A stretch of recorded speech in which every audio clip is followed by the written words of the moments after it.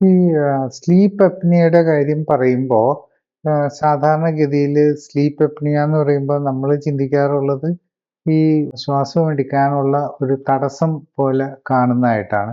പക്ഷെ പറയുന്നത് ശരിക്കും പറഞ്ഞാൽ ശ്വാസം എടുക്കൽ കംപ്ലീറ്റ് ആയിട്ട് അങ്ങ് നിന്നു പോകുന്ന ഒരു സ്ഥിതിവിശേഷമാണെന്നും അത് അത് കഴിഞ്ഞാൽ പിന്നെ ആള് അങ്ങ് എഴുന്നേറ്റിട്ടാണ് അല്ലെങ്കിൽ ഒരു പാതി എഴുന്നേറ്റിട്ടാണ് ആൾക്ക് തിരിച്ച് പിന്നെ ശ്വാസം വലിക്കാനായിട്ട് സാധിക്കുക എന്നുള്ളത്. അപ്പൊ അങ്ങനെ അത്ര ഒരു ഡേഞ്ചർ പിടിക്കുന്ന ഒരു രീതിയിലേക്ക് ആണോ ഈ കാര്യങ്ങൾ പോകുന്നത്? അങ്ങനെ കൂടിക്കൂടി വരുമ്പോൾ അങ്ങനെ വരും. അതുകൊണ്ടാണല്ലോ നമ്മൾ കെയർ എടുക്കണമെന്ന് പറയുന്നത്. ഇപ്പൊ ചിലരുടെയൊക്കെ കൈയും കാലും ഒക്കെ കറുത്തിരിക്കും. അതുപോലെ ക്ലമ്പിങ് ഓഫ് നെയിൽസ് വരാം. അപ്പൊ അവർക്ക് ഓക്സിജൻ എക്സ്ട്രിമിറ്റീസിനെ ആണല്ലോ എപ്പോഴും കൂടുതലായിട്ട് ബാധിക്കുന്നത്. കയ്യിലേക്കൊക്കെയുള്ള ഓക്സിജൻ അല്ലെ കാലിലേക്കുള്ള കാലിന് മരവിപ്പ്, കയ്യില് മരവിപ്പ്, കാലിന് കറുപ്പ് നിറം വരാൻ തുടങ്ങും. ഇതൊക്കെ വരുന്നുണ്ട്. അപ്പം അതിൻ്റെ കൂടെ നമ്മൾ ആൽക്കഹോളോ അല്ലെങ്കിൽ ഈവൻ നമ്മൾ ഈ ചില അലർജിക്കും ചുമ മരുന്നുകളും ഒക്കെ ഉണ്ടല്ലോ, അതൊക്കെ ഒരു സെഡേറ്റീവ് ഇഫക്റ്റും കൂടെ ഉണ്ടാവും. അപ്പം ഇതിൻ്റെ കൂടെ ചിലപ്പോൾ ഇങ്ങനത്തെ ഒരു കാര്യം കൂടെ എന്തെങ്കിലും മെഡിക്കേഷൻ, ഇപ്പം സൈക്കാട്രിക് മെഡിക്കേഷൻ എല്ലാം ബ്രെയിനെ ഡിപ്രസ് ചെയ്യാം. പിന്നെ അതുപോലെ തന്നെ ഈ ചുമ മരുന്ന് പോലെയുള്ള ആൻറ്റി അലർജിക് മെഡിക്കേഷൻസ് ചേർന്നിരിക്കുന്നതൊക്കെ നമ്മൾ ബ്രെയിനിനെ സപ്രസ് ചെയ്യാം. അപ്പോൾ ഇങ്ങനെ വരുമ്പോൾ നമ്മളുടെ റെസ്പിറേറ്ററി സെൻറ്റർ ഉണ്ട്, ബ്രെയിൻലെസ് റെസ്പിറേറ്ററി സെൻറ്റർ. അവിടെ നിന്നാണ് നമ്മളുടെ ഓട്ടോണോമിക് നെർവ് സിസ്റ്റത്തിന് ഇതിനകത്ത് പങ്കുണ്ട്. അതുപോലെ നമ്മളുടെ ഈ റെസ്പിറേറ്ററി മസിൽസ് ഉണ്ടല്ലോ, ഡയഫ്രോം, അതുപോലെ ഈ ഇന്റർകോസ്റ്റൽ, നമ്മുടെ റിബിൻ്റെ ഇടയിൽ കൂടെ നമ്മുടെ ഈ ശ്വാസത്തിനായിട്ടുള്ള മസിൽസ് ഇരിക്കുന്ന ഒന്ന് ഈ വയറിനെയും ചെസ്റ്റിനെയും തമ്മിൽ സെപ്പറേറ്റ് ചെയ്യുന്ന ഡയഫ്രം എന്ന് പറയും. അതുകൂടാതെ ഈ ഇന്റർകോസ്റ്റൽ മസിൽസ്, നമ്മുടെ റിബുകളെ തമ്മിൽ യോജിപ്പിച്ചുകൊണ്ടുള്ള മസിലുകളുണ്ട്. ഇത് എല്ലാം കൂടെയാണ്. പിന്നെ വേറെ കുറച്ച് മസിലും കൂടെ ഉണ്ട്. ഇതൊക്കെ കൂടെയാണ് റെസ്പിറേഷനെ കൺട്രോൾ ചെയ്യുന്നത്. അപ്പം അതിന് സപ്രഷൻ വരികയാണ് ചെയ്യുന്നത്. അപ്പം അതങ്ങ് നിന്നു പോകുന്ന പോലെ വരുമ്പോൾ പിന്നെയും അപ്പോഴാണ് നമ്മൾ ശ്വാസം മുട്ടി എഴുന്നേക്കും. എഴുന്നേറ്റ് കഴിയുമ്പോൾ പിന്നെ നമ്മൾ ശ്വാസം വലിക്കാൻ തുടങ്ങും, വീണ്ടും ഉറങ്ങും, വീണ്ടും ശ്വാസം വിടും. ആ ഒരു സൈക്കിൾ. അപ്പോൾ നമ്മൾ ആക്ച്വലി ഇതിന് ഒരു 5 പ്രാവശ്യത്തിൽ കൂടുതൽ, ഇപ്പോൾ സ്ലീപ്പ് സ്റ്റഡിയിലൊക്കെ അതാണ് നോക്കുന്നത്. 5 പ്രാവശ്യത്തിൽ കൂടുതൽ അങ്ങനെ നിന്ന് പോകുന്നുണ്ടെങ്കിൽ സ്ലീപ്പ് സ്റ്റഡി പോസിറ്റീവായിട്ട് എടുക്കും. അങ്ങനെ അതിന് കുറേ പാരാമീറ്റേഴ്സ് ഉണ്ട്. പിന്നെ സ്ലീപ്പ് സ്റ്റഡി എന്നൊക്കെ പറയുമ്പോൾ തന്നെ നമുക്ക് അറിയാലോ, അതിലെല്ലാം വെച്ചിട്ട് കിടക്കണം. അങ്ങനെയാണ് അത് നോക്കുന്നത്. അങ്ങനെ ഒത്തിരി കൂടുതൽ വരുമ്പോഴേക്കും അല്ലെ കൈയും കാലിനും ഒക്കെ നിറമൊക്കെ വരാൻ തുടങ്ങുന്നവർക്ക്, കറുപ്പ് നിറമൊക്കെ വരാൻ തുടങ്ങി ഉറക്കത്തിൽ മരണസാധ്യതയൊക്കെ കാണുമ്പോഴാണ് പലപ്പോഴും ഈ CPAP എന്നുള്ള മെഷീനൊക്കെ കൊടുത്തത്. അതുപോലെ ചിലരുണ്ട് പലപ്പോഴും ആക്സിഡൻസ് ഉണ്ടാക്കും. ഈ സ്ലീപ്പ് അപ്നിയ കാരണം, കൂർക്കം വലിയും സ്ലീപ്പ് അപ്നിയ കാരണം പകൽ വണ്ടി ഓടിക്കുമ്പോഴേക്കും ഉറങ്ങിപ്പോവും. അങ്ങനെ പല പേഷ്യൻസും പറയാറുണ്ട്. അത് കഴിഞ്ഞപ്പം മുതൽ 2-3 പ്രാവശ്യം ചെറിയ ആക്സിഡൻസ് വന്നു. ഭാഗ്യം വലിയത് വന്നില്ല. വലിയത് വന്നു അതിലേക്ക് എത്തുകയല്ല. ചെറിയ ആക്സിഡൻസ് വന്നു. അതോടുകൂടി അവർ CPAP വെച്ചാണ് ഉറങ്ങുന്നതെന്നുള്ളതാണ്. അപ്പോൾ ആ നിലയിലേക്ക് പോകും. ബേസിക്കലി ഞാൻ ക്ലിനിക്കലി സപ്പോർട്ടഡ് ലൈഫ് സ്റ്റൈൽ കറക്ഷനാണ് ചെയ്യുന്നത്. അപ്പോൾ ഇതിൽ ഇങ്ങനെയുള്ളവർക്ക് ഞാൻ കാണുന്ന എപ്പോഴും ആരും സ്ലീപ്പ് അപ്നിയ മാത്രമായിട്ട് വരുന്നില്ല. അതിൻ്റെ കൂടെ ഒബേസിറ്റി ഉണ്ടാകും, ഡയബറ്റീസ് ഉണ്ടാകും, ഹൈപ്പർടെൻഷൻ, ഇതൊക്കെ കൊളസ്ട്രോള്, ഈ ഹാർട്ട് ഡിസീസ് എല്ലാം കോമൺ ആയിട്ടുണ്ടാകുന്ന കാര്യങ്ങളാണ്. അപ്പം യൂഷ്വലി നമ്മൾ അവർ കറക്റ്റായിട്ട് ചെയ്യുന്നവരാണെങ്കിൽ ഒരു 1-2 മാസത്തിനുള്ളിൽ തന്നെ അവരുടെ മറ്റേ ഇത് എത്ര വെയിറ്റും തുടക്കത്തിലുള്ള വെയിറ്റും കൂടെ അനുസരിച്ചാണ്. 150 കിലോ ഉള്ള പോലെയല്ല, ഒരു 10-20 കിലോ ഒക്കെ ഓവർ വെയിറ്റ് മാത്രമേ ഉള്ളവരാണെങ്കിൽ മിക്കവാറും ഇതിനെ മന്ത് ഓർ 2 അവർക്ക് കൂർക്കം വലി മാത്രമേ ഉള്ളെങ്കിൽ കൂർക്കം വലി ഇത് ചെയ്യും. മിക്കവാറും CPAP വെക്കാതെ കിടന്നുറങ്ങാമെന്ന് പറയുന്നുണ്ട്. ഈവൻ ആ കളർ ചേഞ്ച് തന്നെ മാറി വരും. ഈ ഡാർക്ക് കളറിലേക്കൊക്കെ പാലുമൊക്കെ മാറിയത്. പിന്നെ എല്ലാം നമ്മൾ ഇപ്പോൾ ഈ clinically support life style correction problem എന്താണെന്ന് വെച്ച് കഴിഞ്ഞാൽ പേഷ്യൻ്റ് എത്ര കോംപ്ലൈ ചെയ്യുന്നതനുസരിച്ചും അപ്പോൾ നമുക്ക് ആ പാരാമീറ്റേഴ്സ് ഉണ്ട്. അവർ കറക്റ്റായിട്ട് ഞാൻ ചെയ്തു എന്ന് പറഞ്ഞാൽ മാത്രം പോരാ, നമുക്ക് ആ ബോഡിയിലെ കോമ്പോസിഷൻ ചേഞ്ചിങ്ങും അറിയാൻ പറ്റും. കൃത്യമായിട്ട് അത് നമ്മൾ ഫോളോ ചെയ്യുമ്പോൾ അവർ ചെയ്യുന്നുണ്ടോ ഇല്ലയോ എന്ന് അവർ കള്ളം പറഞ്ഞു കഴിഞ്ഞാൽ, പേഷ്യൻ്റ് ചെയ്യാതെ തന്നെ ചെയ്തു എന്ന് പറഞ്ഞു കഴിഞ്ഞു കഴിഞ്ഞാലും അത് നമുക്ക് തിരിച്ചറിയാൻ പറ്റും എന്നുള്ളതാണ്. അപ്പം ഈ ഒരു പൊതുവെ ഉള്ളൊരു സംശയം എന്താണെന്ന് വെച്ചാൽ ഈ കൂർക്കംവല്ലി ഇങ്ങനെ പതുക്കെയാണ് ഡെവലപ്പ് ചെയ്യുന്നത്. ചിലപ്പം ശ്രദ്ധിക്കാതെ പോകാറുണ്ട്. ഒരു സ്റ്റേജ് എത്തുമ്പോഴാണ് ഇതൊരു ശല്യമായിട്ടും ഒരു ബുദ്ധിമുട്ടായിട്ടൊക്കെ മനസ്സിലാവുക. ഇത് എങ്ങനെയാണ് നമുക്ക് തിരിച്ച് ഇല്ലാതെ ആക്കാനായിട്ട് സാധിക്കുക? മിക്കവാറും നമ്മളിപ്പോ പലപ്പോഴും എന്താന്ന് ചോദിച്ചു കഴിഞ്ഞാൽ പേഷ്യൻസിന് ഒത്തിരി പ്രശ്നങ്ങളുണ്ടാവും. ഇവർ ചിലപ്പോൾ സിപാപ്പ് വെച്ച് ഉറങ്ങുന്നവർ പോലും സിപാപ്പ് വയ്ക്കുന്ന കാര്യം പോലും പറയല്ല. ബിക്കോസ് സിപാപ്പ് വെച്ച് അവരുടെ പ്രോബ്ലം അവസാനിച്ചു. as far as they are concerned. പിന്നെ നമ്മൾ അങ്ങോട്ട് ചോദിച്ചാൽ മാത്രമേ കൂർക്കമല്ലിയുടെയൊക്കെ കാര്യം തന്നെ പറയാറുള്ളൂ എന്നുള്ളതാണ് പലരും. അപ്പം ഏറ്റവും കൂടുതൽ ഹാപ്പി ആയിട്ട് തോന്നുന്നത് ഞാൻ കാണാറുള്ളത് ഹസ്ബൻഡാണെ വൈഫും, വൈഫാണെ ഹസ്ബൻഡുമാണ്. പലരും വൈഫിന്റെ കൂർക്കമ്പല്ലി കാരണം ഹസ്ബൻഡ് വേറെ റൂമിൽ കിടക്കുന്നവരും, ഹസ്ബൻഡിന്റെ കൂർക്കമ്പല്ലി കാരണം വൈഫ് വേറെ റൂമിൽ കിടക്കുന്ന സ്റ്റേജിലാണ് പലരും. കാരണം അവർക്ക് ഉറങ്ങാൻ പറ്റുന്നില്ലാത്ത നിലയാണ്. അപ്പം ഈവൻ ആ ഒരു സ്റ്റേജിൽ ഒത്തിരി നമ്മൾ അറിയാത്തതുകൊണ്ടാണ് നമ്മളുടെ ഇടയിൽ ഒത്തിരി പേർക്ക് അങ്ങനെ ചെയ്യേണ്ടി വരുന്നുണ്ടെന്നുള്ളതാണ്. അപ്പം അതിൽ നല്ല ഡിഫറൻസ് ആണ്. യൂഷ്വലി ഇപ്പം ചെറിയ തോതിലൊക്കെ കൂർക്കമ്പല്ലിയൊക്കെ ആയിട്ടുള്ള ഒന്നിച്ച് കിടന്നുറങ്ങുന്നവരാണെങ്കിൽ പാർട്ട്ണർക്കാണ് ഏറ്റവും ഹാപ്പി. അപ്പോൾ നമ്മൾ കൂർക്കമ്പല്ലി കുറഞ്ഞിട്ടുണ്ടോ എന്ന് ചോദിച്ചാൽ അത് കുറഞ്ഞിട്ടുണ്ട്, അത് ഭയങ്കര കുറവാണ്. അത് കേൾക്കുമ്പോൾ നമുക്കും ഒരു സന്തോഷമാണ്. പക്ഷെ മറ്റേ മിക്കവാറും അതിനേക്കാളും ഒത്തിരി പ്രശ്നങ്ങൾ അവർക്കുണ്ടാകും. ഡയബറ്റീസ് ഉണ്ടാകും, ഹൈപ്പർ ടെൻഷൻ ഉണ്ടാകും, തീരെ ടയർഡ്നെസ് ആയിരിക്കും, മൾട്ടിപ്പിൾ പ്രോബ്ലംസ് ആയിരിക്കും. ഇപ്പം ഈ സ്ലീപ്പ് അപ്നിയയുടെ കാര്യം പറയുമ്പോഴും ഈ കൂർക്കംവല്ലിയുടെ കാര്യം പറയുമ്പോഴും ശരിക്കും ഇതിന്റെ ഈ ട്രീറ്റ്മെന്റ് എന്ന് പറയുന്നത് എന്താണ് ഉദ്ദേശിക്കുന്നത്? മോഡേൺ മെഡിസിനിൽ നമ്മളിപ്പം സ്ലീപ്പ് അപ്നിയ എന്ന് പറഞ്ഞു കഴിഞ്ഞു കഴിഞ്ഞാലോ കൂർക്കംവല്ലി എന്ന് പറഞ്ഞു കഴിഞ്ഞാലോ ചെയ്യാൻ പറ്റുന്ന എന്താന്ന് വെച്ചാൽ ഈ തൊണ്ടയില് അത് അടഞ്ഞു പോകുന്നതാണല്ലോ. ബേസിക്കലി നമ്മൾ മനസ്സിലാക്കാൻ നമുക്ക് എന്താണ് അതിന്റെ മെക്കാനിസം എന്ന് അറിയണമെങ്കിൽ നമ്മൾ വായുടെ ഓപ്പണിംഗ് ഉണ്ട്, മൂക്കിന്റെ ഓപ്പണിംഗ് ഉണ്ട്. അതിന് മൂക്കിന്റെ ഇത് വന്ന് ചേരുന്നത് ഫാരിങ്സ് എന്ന് പറയും. ഈ ഫാരിങ്സിന്റെ അവിടെ നാക്കിന്റെ പുറകിൽ വെച്ചിട്ട് അവിടെ ഒരു അങ്ങോട്ട് തിരിഞ്ഞൊരു നാക്ക് പോലെ ഒരു ഇതുണ്ട്. അതിനാണ് എപ്പിഗ്ലോട്ടിസ് എന്ന് പറയുന്നത്. ഈ എപ്പിഗ്ലോട്ടിസ് നമ്മൾ ഭക്ഷണം കഴിക്കുമ്പോൾ നമ്മൾ വിഴുങ്ങാൻ ചെല്ലുമ്പോൾ അത് അടയും. അപ്പം ശ്വാസകോശത്തിലേക്കൊന്നും പോകാതിരിക്കും. ട്രക്കിയ നമ്മുടെ ലാരിങ്സിലേക്ക് ശ്വാസനാളത്തിലേക്കൊന്നും പോകാതിരിക്കാനായിട്ട് അവിടെ ഒരു മെക്കാനിസം ഉണ്ട്, ഒരു ഡോറുണ്ട്. ഈ ഡോറ് കഴിഞ്ഞിട്ട് മുകളിലേക്കുള്ളതാണ് ഫാരിങ്സ്. ഈ ഫാരിങ്സ് അവിടെ വന്ന് ഈ നാക്കും കൂടി മുട്ടി അങ്ങ് അടഞ്ഞു പോവുകയാണ് ചെയ്യുന്നത് ശരിക്കും ഈ ഉറക്കത്തിൽ വരുമ്പം. അത് തുറന്നിരിക്കേണ്ട ഭാഗം അവിടെ അതിന് മുകളിൽ വെച്ച് തന്നെ അങ്ങ് അടഞ്ഞു പോകും. അപ്പം ശ്വാസത്തിന് വരാൻ പറ്റില്ല. വാ തുറന്നു പിടിച്ചാലും വരില്ല. ആദ്യം ചില ഇനീഷ്യൽ സ്റ്റേജിലൊക്കെ ചിലർക്ക് വാ തുറന്നു പിടിച്ചൊക്കെ വരും. പക്ഷെ അപ്പം അതിനുവേണ്ടി നമ്മൾ ചെയ്യുന്ന കാര്യം എന്താണെന്ന് ചോദിച്ചാൽ ട്രീറ്റ്മെന്റ് ആയിട്ട് ചില ഡെന്റൽ അപ്ലയൻസസ് വന്ന് ആ നാക്കിനെ താത്തി വെച്ച് അങ്ങനെയൊക്കെ കുറച്ച് ഡെന്റൽ അപ്ലയൻസസ് യൂസ് ചെയ്യാറുണ്ട്. പിന്നെ ഈ സിപാപ്പ് മെഷീനാണ് പിന്നെ ഉള്ളത്. അപ്പം ചിലർക്ക് സിപാപ്പ് വെച്ചാൽ പിന്നെ ഉറങ്ങാൻ പറ്റില്ല. അത് നമ്മളിങ്ങനെ മാസ്ക് ഒക്കെ വെച്ച് കിടന്നുറങ്ങണം. മാസ്ക് ഒക്കെ വെച്ച് കിടന്നുറങ്ങുക എന്ന് പറഞ്ഞു കഴിഞ്ഞാൽ അത്ര കംഫർട്ടബിൾ അല്ലല്ലോ, അത് ഇങ്ങനെ കെട്ടിയൊക്കെ വെച്ച് കിടക്കുമ്പോൾ. അതുകൊണ്ട് ചിലർക്ക് അതുമായിട്ട് അഡ്ജസ്റ്റ് ചെയ്യാൻ പറ്റില്ല, ചിലർ അതുമായിട്ട് അഡ്ജസ്റ്റ് ചെയ്ത് അങ്ങനെ പോകും. ഇങ്ങനെ അഡ്ജസ്റ്റ് ചെയ്യാൻ പറ്റാതെ വരുമ്പം അല്ലെങ്കിൽ ഈ ഡെൻച്ചർ പോലെയുള്ളതൊക്കെ വെച്ചിട്ടും പറ്റാതെ വരുമ്പോൾ പിന്നെ മോഡേൺ മെഡിസിനിൽ ഓഫർ ചെയ്യാനുള്ളതെന്ന് പറഞ്ഞു കഴിഞ്ഞാൽ ഒരു ഓപ്പറേറ്റീവ് പ്രൊസീജിയേഴ്സാണ്. അതിലിപ്പോൾ കുറേ ലേസേഴ്സ് ഒക്കെ പറയുന്നുണ്ട്. ഈ ലേസേഴ്സിലാണെങ്കിൽ എന്താ ചെയ്യുന്നതെന്ന് വെച്ച് കഴിഞ്ഞാൽ അവിടുത്തെ ആ മസിലും ആ ടിഷ്യൂവും ചൂടാക്കി അവിടെ നശിപ്പിക്കുന്ന ഒരിതാണ്. എന്നിട്ട് അവിടെ ഒരു ഫൈബ്രോസ് പോലെ വരുമ്പോൾ ഈ തൊണ്ട ഓപ്പൺ ചെയ്യും. പക്ഷെ അതൊന്നും ശരിക്കും പറഞ്ഞു കഴിഞ്ഞാൽ that is not that scientific. പിന്നെ ഉള്ളത് എന്താ, പലർക്കും അലർജി കൊണ്ടാണെങ്കിൽ ഈ ഇത് വരുമ്പം അലർജി ഇതിൻ്റെ ഒരു ഭാഗമായിരിക്കും. ചിലപ്പോൾ ഇതെല്ലാവർക്കും ഉള്ളവർക്ക് മിക്കവാർക്കും അലർജി ഉണ്ടാവും. അതിൽ ഈ ടോൺസിലും അഡനോയിഡ്സും അത് വീർത്തിരിക്കുകയായിരിക്കും. അപ്പോൾ ഡോക്ടേഴ്സ് പറയും നമുക്ക് എന്നാൽ ടോൺസിലും അഡനോയിഡ്സും അങ്ങ് എടുത്തു കളയാം. അതൊരു സൊല്യൂഷനായിട്ട് വരും. പിന്നെ നമ്മൾ ഇതെല്ലാം നോക്കുമ്പോൾ മിക്കവാറും ഈ അലർജി ഉള്ളവർക്ക് മിക്കവാറും ഈ നോസിന് ഇച്ചിരി വളവോ എന്തെങ്കിലുമൊക്കെ ഉണ്ട്. അതിങ്ങനെ പ്രോമിനൻ്റ് ആയി ഈ നീർക്കെട്ട് വന്നിരിക്കുമ്പോൾ. അപ്പോൾ അതിൻ്റെ കുഴപ്പം കൊണ്ടാണെന്നും പറഞ്ഞ് നമ്മൾ നേസൽ ബ്രിഡ്ജ് ഒരു സർജറി ഉണ്ട്, അത് ചെയ്യും.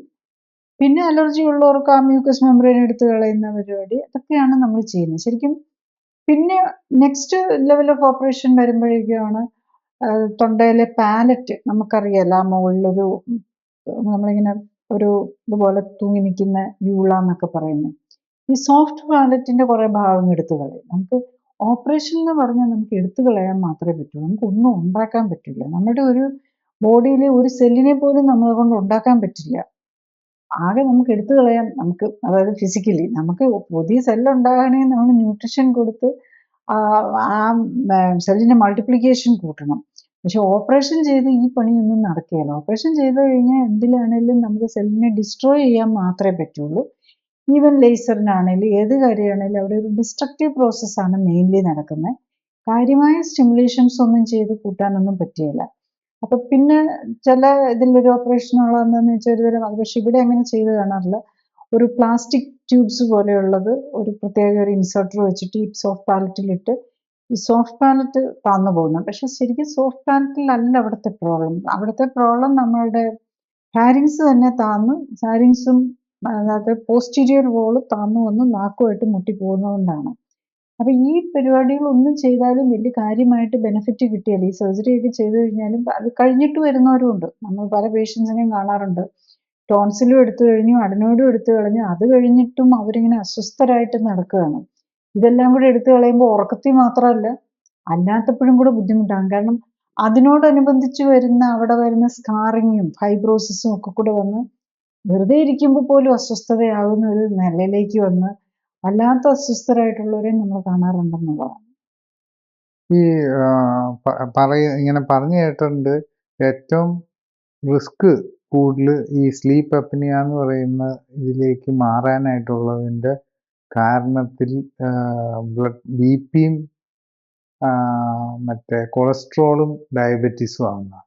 ശരിക്കും ഈ BP അല്ലെങ്കിൽ കൊളസ്ട്രോൾ അല്ലെങ്കിൽ ഡയബറ്റീസ് നേരിട്ട് എങ്ങനെയാണ് ഈ സ്ലീപ്പ് എപ്നിയായിട്ട് ഇത് ഈ അടവിനോടോ അല്ലെങ്കിൽ അങ്ങനത്തെ കാര്യങ്ങളിലേക്ക് ആയിട്ട് ബന്ധപ്പെടുന്നത്? BP, കൊളസ്ട്രോളും ഡയബറ്റീസും ഒബേസിറ്റി, ഇതിനെയാണ് നമ്മൾ ഒരു മെറ്റബോളിക് സിൻഡ്രോം എന്ന് പറയുന്നത്. ഈ ഈ നാലെണ്ണത്തിൽ ഏതെങ്കിലും 2 or 3 എണ്ണം ഉണ്ടെങ്കിൽ അത് നമ്മൾ മെറ്റബോളിക് സിൻഡ്രോം എന്ന് പറയുന്നത്. അപ്പം ഇതുള്ളവർക്ക് മിക്കവാറും ഇതിനെല്ലാം തുടക്കം ഒബേസിറ്റിയിലാണ്. അപ്പം തൊണ്ടയിലൊക്കെ കൊഴുപ്പടിയാണ്, ഇവർക്ക് മസിൽ കുറവ്, ഇവരെല്ലാം മസിൽ വീക്കും ആയിരിക്കും ഇവർക്കൊക്കെ. അതുകൊണ്ടാണ്, അതായത് മിക്കവാറും എല്ലാം ഇത് ഫിസിക്കൽ ആക്ടിവിറ്റി തീരെ കുറവായിരിക്കും, ഓവറായിട്ട് ഭക്ഷണം കഴിക്കുന്നുണ്ടാവും. അപ്പം പ്രത്യേകിച്ച് കഴുത്തിന് വണ്ണം കൂടുതൽ, ചിലരുടെ കഴുത്ത് നീണ്ടിരിക്കുന്ന കഴുത്തുകൊണ്ട് ചിലരുടെ കാണാമല്ലോ കഴുത്തിന് വണ്ണം കുറവുള്ളത്, വണ്ണം വെച്ചിരിക്കുന്ന കഴുത്ത്. അപ്പോൾ ഈ വണ്ണം വെക്കുമ്പോൾ ഷോർട്ട് നെക്കായിട്ട് തോന്നും. അപ്പോൾ ഇങ്ങനെയുള്ളവർക്കും കഴുത്തിൻ്റെ ഒരു വണ്ണം ഇതുമായിട്ടൊരു കണക്ഷൻ പറയുന്നുണ്ട്. 40 സെൻറ്റിമീറ്റർ 40 ഇഞ്ചോ അത് കൂടുതൽ വരുന്നവർക്ക് കൂർക്കം വലിക്കും സ്ലീപ്പ് അപ്നിയയ്ക്കും ചാൻസ് കൂടുതലാണ്. അപ്പം ഇതൊന്നും ഓരോ അസുഖവും ഇൻഡിവിജ്വൽ അസുഖങ്ങളല്ല, ഇതെല്ലാം ഒരു അങ്ങോട്ടും ഇങ്ങോട്ടും കണക്ട് ചെയ്താണ് കിടക്കുന്നത്.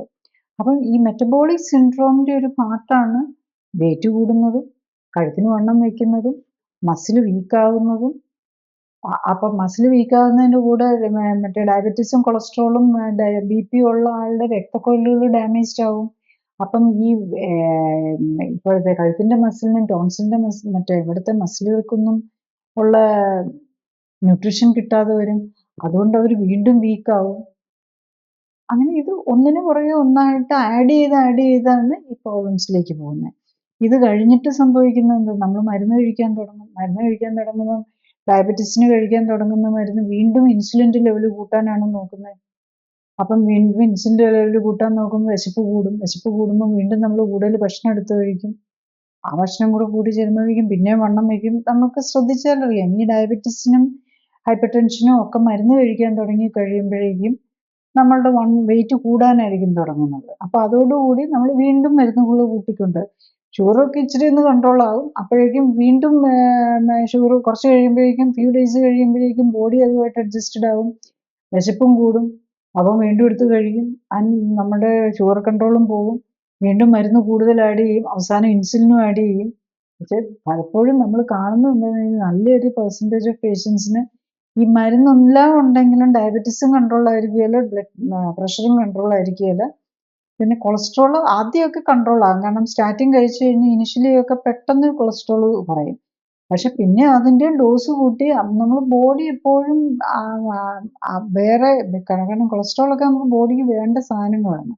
അതുണ്ടാക്കാൻ അല്ലെങ്കിൽ വേറെ അവർ മാർഗങ്ങളും നോക്കും. അപ്പൊ 5 മില്ലിഗ്രാം തുടങ്ങി 10 ആകും, 20 ആകും, 30 ആക്കി, 40 ആക്കിയാലും കൺട്രോൾ ആകുകയില്ല. അത് കഴിയുമ്പോൾ പിന്നെ വേറെ ഐറ്റംസ് 40, 80 വരെ കഴിക്കുന്നവരുണ്ടെന്ന് തോന്നുന്നു. പിന്നെ അതിന്റെ കൂടെ മറ്റ് ഫെനോഫൈബ്രേറ്റ് അങ്ങനെ വേറെ കൊളസ്ട്രോൾ മെഡിസിൻസും കൂടെ കൂട്ടും. അപ്പൊ അങ്ങനെ നമ്മൾ ഇതെല്ലാം ജസ്റ്റ് ലൈഫ് സ്റ്റൈൽ ഡിസീസാണ്.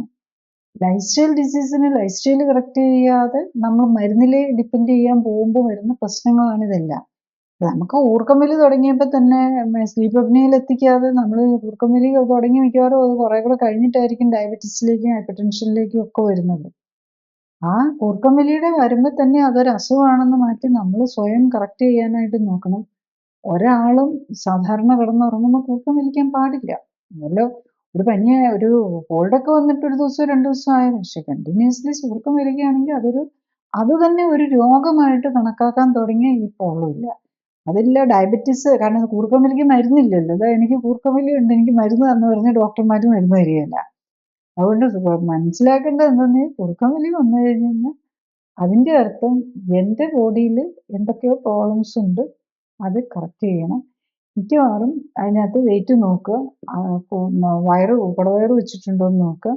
ഇതെല്ലാം ഇതിന്റെ ഭാഗമാണ്. അപ്പൊ അത് കറക്റ്റ് ചെയ്യാൻ നോക്കുക എന്നുള്ളതാണ് നമ്മൾ ചെയ്യേണ്ടത്. ഈ അൽസീമേഴ്സിന്റെ കാര്യം പറയുമ്പോൾ അൽസീമേഴ്സിന്റെ കേസിലും ഇതേപോലെ തന്നെ ഈ ക്രോണിക് അസുഖങ്ങളുള്ളവർക്ക് ഈ അൽസീമേഴ്സ് വരാനുള്ള സാധ്യത കൂടുതലാണെന്ന് പറയുന്നു. ഇപ്പൊ ഈ പറഞ്ഞ പോലെ ഈ ക്രോണിക് അസുഖങ്ങൾ, ഈ ബിപിയും അല്ലെങ്കിൽ ഡയബറ്റീസ് അല്ലെങ്കിൽ കൊളസ്ട്രോൾ ഉള്ളവർക്ക് ഈ കൂർക്കം വലി വരാൻ സാധ്യത കൂടുതലുള്ള പോലെ തന്നെ ഈ അൽസീമേഴ്സും കൂടുതൽ വരാൻ സാധ്യതയുണ്ടെന്ന് പറയുന്നു. അത് എന്തുകൊണ്ടാണ്? ശരിക്കും അൽസീമേഴ്സ് എന്ന് പറഞ്ഞാൽ ഒരു ബുദ്ധിയായിട്ടും ബ്രെയിനായിട്ടും ബന്ധപ്പെട്ട ഒരു കാര്യമാണല്ലോ. ബ്രെയിനും ന്യൂട്രീഷൻ വേണമല്ലോ. ബ്രെയിനാണ് ഏറ്റവും സെൻസിറ്റീവ് ഓക്സിജന്റെ കാര്യത്തിൽ. നമ്മളുടെ കയ്യോ കാലോ ഈവൻ കിഡ്നിയും ലിവറും പോലും കുറെ കൂടെയൊക്കെ സഹിക്കും ഓക്സിജൻ ഇല്ലാതെ. പക്ഷെ ബ്രെയിനിനെ കൊണ്ട് അത് പറ്റൂല. ബ്രെയിനാണ് നമ്മളുടെ നെർവ് സെൽസിനും ബ്രെയിനിനുമാണ് നമുക്ക് ഏറ്റവും കൂടുതൽ ഓക്സിജൻ വേണ്ടത്. നമ്മളുടെ എനർജിയുടെ ഓൾമോസ്റ്റ് 40 to 70% യൂസ് ചെയ്യുന്നത്, നമ്മളുടെ ബോഡി ഉണ്ടാക്കുന്ന ഊർജത്തിന്റെ 40 to 70% ഈ നെർവ് സെൽസിന്റെ ആക്ടിവിറ്റിക്ക് വേണ്ടിയിട്ടാണ് യൂസ് ചെയ്യുന്നത്. റെസ്റ്റിലിരിക്കുന്നത്. മറ്റേ നമ്മൾ ഫിസിക്കൽ ആക്ടിവിറ്റി ചെയ്യുമ്പോൾ കുറച്ചും കൂടെ മസിലിന്റെ ആക്ഷന് വേണ്ടിയിട്ട് വരും. ആ ഒരു റെസ്റ്റൽ സ്റ്റേജിൽ 40 to 70% ഈ നെർവ്സിന്റെയും ബ്രെയിനിന്റെയും ആക്ടിവിറ്റിക്ക് വേണ്ടിയിട്ടാണ് യൂസ് ചെയ്യുന്നത്. അപ്പൊ ഏറ്റവും കൂടുതൽ സെൻസിറ്റീവ് നമ്മുടെ ബ്രെയിനാണ്. അപ്പൊ ഓക്സിജൻ കിട്ടാതെ വരുമ്പോൾ ഏറ്റവും കൂടുതൽ ഡാമേജ് വരുന്നതും ബ്രെയിനിനാണ്. അപ്പൊ ആ രീതിയിൽ നമ്മൾ ചിന്തിച്ചാൽ ഇത് ഈസ് വെരി സിമ്പിൾ. അപ്പൊ ഇവർക്ക് മറ്റേ അങ്ങേയറ്റം എല്ലാം മറന്ന് നമ്മളെ മക്കളെ പേരും പോലും മറക്കുന്ന നിലയിലൊന്നും എത്തേണ്ട കാര്യമില്ല. നമുക്ക് അതിനു മുമ്പേ അറിയാലോ മെമ്മറി കുറയുന്നു എന്നുള്ളത്. രാവിലെ കഴിച്ച ഭക്ഷണം എന്തെന്ന് ഓർത്തെടുക്കാൻ ബുദ്ധിമുട്ട് വരുന്നു, ആൾക്കാരുടെ പേര് ഓർത്തെടുക്കാൻ ബുദ്ധിമുട്ട് വരുന്നു, അല്ലെങ്കിൽ സ്ഥലങ്ങളുടെ പേര് ഓർക്കാൻ ബുദ്ധിമുട്ട് വരുന്നു. അതായത് പണ്ട് ഇപ്പൊ ചിലർക്കുണ്ട്, ചിലരുടെ പേരിന് വലിയ ഇമ്പോർട്ടൻസ് കൊടുക്കുകയില്ല, ആൾക്കാരുടെ പേരിനൊന്നും വലിയ ഇമ്പോർട്ടൻസ് ഇല്ല. പക്ഷെ അങ്ങനെയുള്ള, അതായത് നമുക്ക് ചെറുപ്പത്തിലെ തന്നെ നമ്മൾ ചില ഇതുള്ളവർ അങ്ങനത്തെ ഉണ്ടാവും. അല്ലാത്ത ഒരാൾ നമ്മൾ ഡേറ്റ്സും ഇങ്ങനത്തെ കാര്യങ്ങളൊക്കെ കൃത്യമായിട്ട് ഓർക്കുന്നവരാണെങ്കിൽ അതൊക്കെ മറന്നു പോകുന്നു. അല്ലെ ഫോൺ വിളിച്ചത് ആരാണ്, അല്ലെ എന്തിനാണ് അവർ വിളിച്ചത്. അതായത് ഷോർട്ട് മെമ്മറി ഉണ്ട്, ലോങ് ടൈം മെമ്മറി ഉണ്ട്, അങ്ങനെ പല രീതിയിലുണ്ട്. മെമ്മറിയുടെ സ്റ്റോറേജ് തന്നെ നമുക്ക് ഇപ്പോഴും വെരി ക്ലിയർ അല്ലാത്ത കാര്യങ്ങളാണ് സയൻസിന്. പക്ഷെ അതൊക്കെ ഡിഫറെന്റ് ടൈപ്പ് ഓഫ് മെമ്മറി ഉണ്ട്. Short time memory, long time memory ഒക്കെ ഉണ്ട്. അപ്പൊ അതിൽ കുറവ് വരുന്നത് നമുക്ക് അറിയാൻ പറ്റും. പിന്നെ അവനവന് തന്നെ അറിയാം, എനിക്ക് എൻ്റെ വായിച്ചു കഴിഞ്ഞു കഴിഞ്ഞാൽ അത് ഓർത്തിരിക്കാനുള്ള കഴിവ് കുറയുന്നത്. ചെറുപ്പത്തിലുള്ള, ശരിക്കും പറഞ്ഞു കഴിഞ്ഞാൽ നമുക്ക് ഒരു കോളേജിൽ പഠിക്കുമ്പോഴോ സ്കൂളിൽ പഠിക്കുമ്പോഴോ ഉള്ളതിനേക്കാളും പഠിക്കാനൊക്കെയുള്ള എബിലിറ്റി കൂടുവാണ് പ്രായമാവുന്നവർക്ക്. അപ്പൊ നമുക്കറിയാലോ, വയസ്സ് പ്രായമുള്ളവരെയൊക്കെ വൈസ്മെൻ എന്നൊക്കെ പറയുന്നവര് അവര് അവരുടെ ശരിക്കും പറഞ്ഞാൽ അവരുടെ ആ എക്സ്പീരിയൻസും അവരുടെ നോളജും കൂടിക്കൊണ്ടിരിക്കുകയാണ് ചെയ്യുന്നത്, അല്ലാതെ ഇത് കുറയല്ല ചെയ്യുന്നത്. പക്ഷെ ഇപ്പൊ നമുക്ക് നോക്കിയാൽ അറിയാം, പ്രായമുള്ളവർക്ക് പ്രത്യേകിച്ച് ഡയബറ്റീസും ഹൈപ്പർ ടെൻഷനും ഇതിനും കൊളസ്ട്രോളിനും ഒക്കെ മരുന്ന് കഴിച്ചുകൊണ്ടിരിക്കുന്നവര് അവരുടെ മെമ്മറിയും അതായത് ഇന്റലക്റ്റും ഒക്കെ കുറഞ്ഞു പോവുകയാണ് ചെയ്യുന്നത്. അപ്പം ഈ മെമ്മറിയും ഇതും എല്ലാം കുറഞ്ഞു വരുന്നത് നമുക്കറിയാൻ പറ്റും. അതോടുകൂടി അവർ ഇറിറ്റബിളും ആകാൻ തുടങ്ങും. പലപ്പോഴും നമുക്ക് ശ്രദ്ധിച്ചാൽ അറിയാം, പല പ്രായമുള്ളവരും ഇറിറ്റബിൾ ആയിരിക്കും. അവരെ പറഞ്ഞു മനസ്സിലാക്കാൻ പറ്റില്ല. അവരോടൊരു എല്ലാത്തിനും അവർ വെറുതെ ഇത് നമുക്ക് ഈ നമ്മുടെ മെഡിക്കൽ പ്രാക്ടീസിലാണെങ്കിലും കാണാം, എല്ലാവരോടും സ്റ്റാഫിനോടും ഒക്കെ വഴക്കിട്ടുകൊണ്ടിരിക്കും. ഇവർക്ക് മനസ്സിലാകുന്നില്ലാത്തതുകൊണ്ടാണ്. പക്ഷെ അവരിങ്ങനെ പറയും, നമ്മൾ പറഞ്ഞു കൊടുക്കുന്നവർക്ക് പറഞ്ഞു കൊടുക്കാൻ അറിയത്തില്ല, എഫിഷ്യൻ്റ് അല്ല, ഇങ്ങനെ കംപ്ലൈൻറ്റ് ചെയ്തുകൊണ്ടിരിക്കും. എല്ലാ കാര്യത്തിലും കംപ്ലൈൻ്റ് ആയിരിക്കും. അതെന്തുകൊണ്ടാണെന്ന് ചോദിച്ചു കഴിഞ്ഞാൽ, നമ്മൾ ആ പ്രായമാകുമ്പോഴേക്കും അങ്ങനെ മരുന്ന് എന്താണെന്ന് വെച്ചാൽ നമ്മുടെ ബ്രെയിൻ ഡാമേജ് കൊണ്ടാണ്. അപ്പം പലപ്പോഴും നമ്മൾ ഇതിനൊക്കെ പല പേഷ്യൻസും ഇങ്ങനെയുള്ളവരുടെയൊക്കെ നമ്മളിപ്പം ഒരു MRI ഒക്കെ എടുത്ത് നോക്കുകയാണെങ്കിൽ മൾട്ടിപ്പിൾ ഇൻഫാക്ട്സ് കാണും. അതുപോലെ സ്മോൾ ഇൻഫാക്ട്സ്, മേജർ ഇൻഫാക്റ്റും മേജർ സ്ട്രോക്ക് വരുമ്പോൾ മാത്രമേ നമ്മൾ അറിയുള്ളൂ. ചെറിയ സ്ട്രോക്ക്, ഈ ചെറിയ രക്തക്കുഴലുകൾ, പ്രത്യേകിച്ച് ഡയബറ്റീസും ഹൈപ്പർ ടെൻഷനും ഉള്ളവർ ചെറിയ ഹെമറേജിക് സ്ട്രോക്സ് വരാം. അതുപോലെ ഡയബറ്റീസ് ഉള്ളവർക്കും ഈ ബ്ലഡ് വെസൽസിന് ഡാമേജ് വരുവാണല്ലോ ചെയ്യുന്നത്. അപ്പം അവിടെയും ഇത് വരാം. അപ്പോൾ നമ്മൾ ഒരു എക്സ്റേ MRI എടുത്തു കഴിയുമ്പോൾ അതിനകത്ത് മൾട്ടിപ്പിൾ ഇൻഫാക്ട്സ് വരും. ബ്രെയിൻ ചുരുങ്ങുന്നത്, അതായത് ബ്രെയിനിൻ്റെ ഗ്രേ മാറ്ററും ചുരുങ്ങുന്നതായിട്ട് കാണാൻ പറ്റും. അപ്പം അതുകൊണ്ടാണ് അവരിങ്ങനെ ബിഹേവിയറൽ പ്രോബ്ലം കാണിക്കുന്നത്. ചിലപ്പം മക്കളുമായിട്ടും ഒക്കെ അഡ്ജസ്റ്റ്മെന്റ് പ്രോബ്ലം വരുന്നതും എല്ലാം ഈ ഇതുകൊണ്ടാണ്. അവർക്ക് ആ ബ്രെയിനിന് വരുന്ന ഡാമേജ് ആണ്. അപ്പം ബ്രെയിനിന് ഡാമേജ് കൂടാതെ നമ്മൾ എഫിഷ്യൻ്റ് ആയിട്ടിരിക്കണമെന്നുണ്ടെങ്കിൽ നമ്മൾ നമ്മുടെ ബോഡിയും നമ്മളുടെ ശ്വാസത്തിൻ്റെയും ബ്രീത്തിങ് എക്സസൈസും നമ്മുടെ ശ്വാസം കറക്റ്റായിട്ട് കിട്ടുന്നുണ്ട്. അതുപോലെ ആവശ്യത്തിനുള്ള ന്യൂട്രീഷനും കിട്ടുന്നുണ്ട്. ഒന്നും ഓവറായി പോകരുത്, കുറയാനും പാടില്ല. ആ പ്രിൻസിപ്പിളാണ്. അതാണ് നേച്ചറിൻ്റെ പ്രിൻസിപ്പിൾ. അത് നമ്മൾ ഫോളോ ചെയ്ത് കഴിഞ്ഞ് കഴിഞ്ഞാൽ ഇതൊന്നും പ്രോബ്ലം ഇല്ല. പിന്നെ ഈ ഉള്ള മരുന്നുകളെല്ലാം കൂടി എടുക്കുമ്പോഴും അതിൻ്റെയും പ്രോബ്ലം ഉണ്ട്. ഇപ്പം പലരും എന്താ ചെയ്യുന്നതെന്ന് വെച്ചാൽ, മരുന്നുകൾ ഈ പറയുന്ന പോലെ എത്രയാണേലും പ്രാക്ടിക്കലി ഇപ്പം ചിലരൊക്കെ കാണും 3-4 BP-ക്കുള്ള മരുന്ന്, ചില ദിവസം ഒന്നും എടുക്കാതെ അങ്ങ് പോകും. അപ്പം ചിലപ്പം BP ഷൂട്ടപ്പ് ചെയ്യും. അപ്പോൾ വലിയ സ്ട്രോക്ക് ഒന്നും വന്നില്ലെങ്കിലും മൾട്ടിപ്പിൾ സ്മോൾ ഇൻഫാക്ട്സ് വരുന്നുണ്ടാവും. അപ്പോൾ ചില പേഷ്യൻസ് തന്നെ പറയും, നമ്മൾ ശരിക്കും അത്ഭുതപ്പെട്ടു പോകും, ഇങ്ങനെയൊക്കെയും കാണിക്കുമെന്ന് ഓർത്തിട്ട്. അപ്പം ഈവൻ കിഡ്നി ഫെയിലിയറിലാണ്. അപ്പം ഞാൻ ഒരു പേഷ്യൻ്റെ എക്സാമ്പിൾ പറയുകയാണ്. വെരി എഡ്യൂക്കേറ്റഡ് പേഴ്സൺ, BP-യുടെ നമ്മൾ ഈ clinically supported life style correction എടുക്കാൻ തുടങ്ങുമ്പോൾ BP കുറയാൻ തുടങ്ങും. അപ്പോൾ കുറയാൻ തുടങ്ങുമ്പോൾ നമ്മൾ ഓരോന്നായിട്ട് ഡെയിലി വിളിച്ച് ചോദിച്ച് അത് കുറയ്ക്കണമെന്നാണ് നമ്മൾ പറയാറുള്ളത്. അപ്പോൾ ഇദ്ദേഹം ഒരാഴ്ച കഴിഞ്ഞ് വന്നപ്പോഴും മരുന്നൊന്നും കാര്യമായിട്ട് കുറച്ചിട്ടില്ല. അവർ ഇൻട്രസ്റ്റ് എടുത്ത് ഇത് ചെയ്താലല്ലേ പറ്റുള്ളൂ. അപ്പം പറഞ്ഞു, ഇല്ല, ഞാൻ വൈകുന്നേരം വന്നിട്ട് ഞാൻ മരുന്ന് കുറച്ചപ്പോഴേക്കും എൻ്റെ BP കൂടി. അപ്പം നമുക്ക് അങ്ങനെ വരാനുള്ള സാധ്യതയില്ല. അപ്പോൾ വീണ്ടും ചോദിച്ചപ്പോൾ പറയാം, 4 ഗുളിക എടുക്കുന്ന ആളാണ്. വൈകുന്നേരം വന്നപ്പോഴേക്കും ഒരു ഇച്ചിരി BP കൂടുതലായിരുന്നു. ഈ മരുന്ന് 4 കൂടെ എടുക്കാതിരുന്നിട്ടാ. അപ്പോൾ പുള്ളി പറയുന്ന കേട്ടാൽ നമ്മൾ ഒരു മരുന്ന് ഹാഫാക്കാനാണ് പറയുന്നത്. ഒരു മരുന്ന് ഹാഫാക്കുക, അത് കഴിഞ്ഞിട്ട് പിന്നെ BP കുഴപ്പമില്ലാതെ ഒരു നോർമൽ റേഞ്ചിൽ നിൽക്കുകയാണെന്നുണ്ടെങ്കിൽ അത് 1/4 ആക്കുകയോ സ്റ്റോപ്പ് ചെയ്യുകയോ ചെയ്യുക, പിന്നെ അടുത്തത്, അങ്ങനെയാണ് പോകുന്നത്. പക്ഷേ ഇദ്ദേഹം എല്ലാം കൂടെ എടുക്കാതെ ഇരുന്നിട്ട് ഇച്ചിരി BP കൂടിയെന്നാണ്, അന്നേരം BP കൂടിയെന്നാണ്. അപ്പോൾ ഈ BP-യുടെ മരുന്നിൻ്റെ ഒരു പ്രത്യേകത എന്താണെന്ന് വെച്ചാൽ, വൺസ് അതിന് എല്ലാത്തിനും അറിയാമല്ലോ, മോഡേൺ മെഡിസിനിലെ മരുന്നുകൾക്ക് 6 മണിക്കൂർ, 8 മണിക്കൂർ, 10 മണിക്കൂർ, 12 മണിക്കൂർ, അല്ല 24 മണിക്കൂർ, ഇങ്ങനെയാണ് ആക്ഷൻ. അപ്പം അതിൻ്റെ ആ സമയം കഴിഞ്ഞ് കഴിഞ്ഞാൽ ചിലപ്പം BP-യുടെ പല മരുന്നുകളും BP സാധാരണ മരുന്ന് കഴിക്കാതെ ഇരിക്കുകയാണെങ്കിൽ എന്താണെന്ന് വെച്ചാൽ എപ്പോഴും ഒരു BP ലെവലിൽ നമ്മുടെ ബോഡി അതുമായിട്ട് അഡ്ജസ്റ്റഡ് ആയിരിക്കും. ഒരു ഹൈ BP ആയിട്ട് നമ്മുടെ ബോഡി തന്നെ അഡ്ജസ്റ്റഡ് ആയിട്ട് നിൽക്കും. പക്ഷെ ഇത് ഈ പലപ്പോഴും മരുന്ന് കഴിക്കുമ്പോൾ ഇത് ടു ലോയിലേക്കും പോകും. മരുന്ന് പെട്ടെന്ന് ഒരു ദിവസം നിർത്തിക്കളയുകയാണെങ്കിൽ അത് ടു ഹൈ ആയി പോകും. അങ്ങനെ വരുമ്പോഴാണ് സ്ട്രോക്കും അറ്റാക്കും ഒക്കെ വരാനുള്ള സാധ്യത കൂടുന്നത്. ബേസിക്കലി മരുന്ന് കഴിക്കുന്നവർ ആ ടൈം പീരീഡ് പോലും കറക്റ്റ് ചെയ്ത് കഴിക്കണം. പക്ഷെ പ്രാക്ടിക്കൽ ലൈഫിൽ ഈ 10 ചിലരൊക്കെ കാണാം 10ഉം 16ഉം 20ഉം മരുന്നുകളാണ്. എങ്ങനെ ഇതെല്ലാം കറക്റ്റ് മരുന്ന് ഇത് ചെയ്യാം? പിന്നെ അത് മാത്രമല്ല ഇതെല്ലാം കൂടി ഇന്ററാക്ട് ചെയ്യും. അപ്പം ബേസിക്കലി എല്ലാവരും മനസ്സിലാക്കേണ്ട ഒരു കാര്യം, നമ്മൾ ഇതെല്ലാം ജീവിതശൈലി രോഗത്തിനാണ് ഈ മരുന്നുകൾ 10ഉം 16ഉം കഴിക്കുന്നത്. നമ്മുടെ ബോഡിക്ക് ഒരു മരുന്ന്, ഏത് മരുന്നാണെങ്കിലും ടോക്സിൻ പോലെയാ. നമ്മുടെ ലിവറിന് അത് സ്ട്രെസ് കൂട്ടുകയാണ്, കിഡ്നിക്ക് സ്ട്രെസ് കൂട്ടുകയാണ്.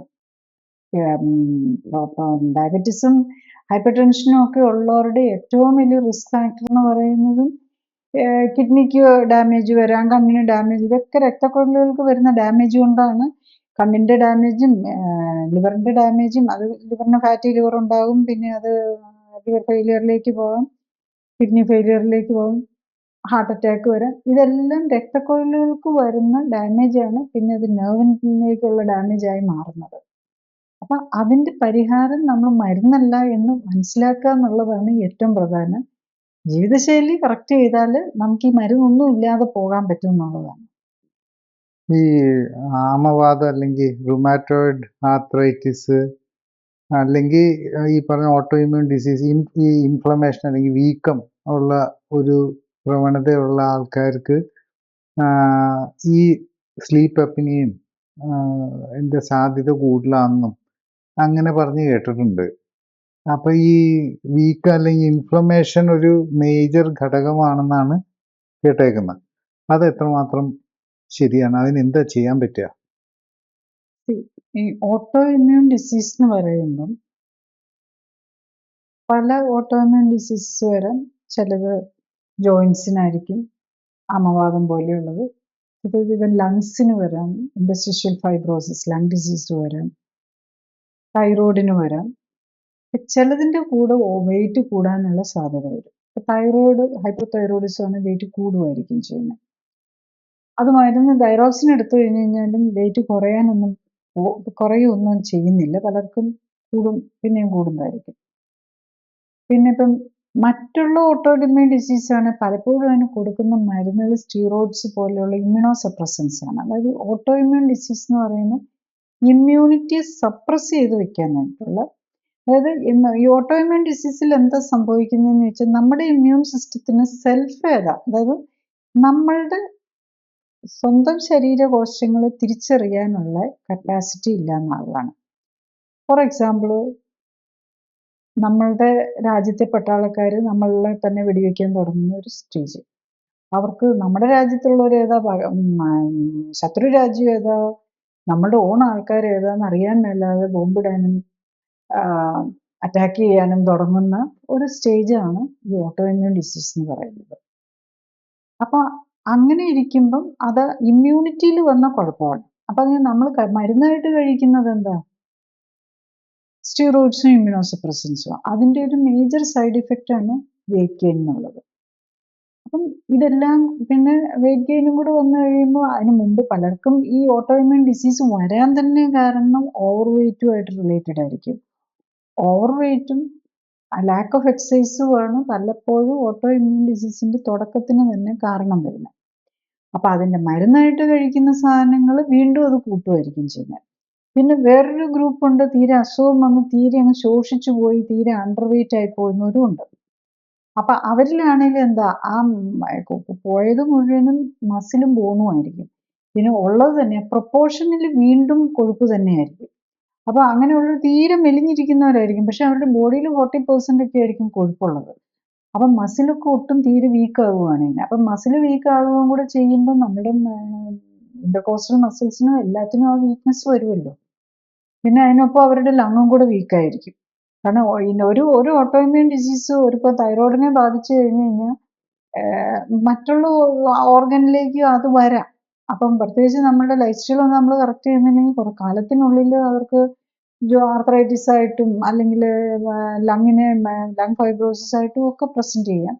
പിന്നെ ഞാൻ ഈ പറഞ്ഞ പോലെ അതിനോടൊപ്പമുള്ള മരുന്നുകളും ചിലപ്പം ഈ ഒരു ഓട്ടോ ഇമ്മ്യൂൺ ഡിസീസിൻ്റെ ഭാഗം നമ്മുടെ ഈ ഹാർട്ടിൽ നെഞ്ചിടിപ്പ് കൂടുക, നെഞ്ചിടിപ്പ് കുറയുക, നമ്മൾ പേസ് മേക്കർ, ഇതൊക്കെ ഓട്ടോ ഇമ്മ്യൂൺ ഡിസീസ്.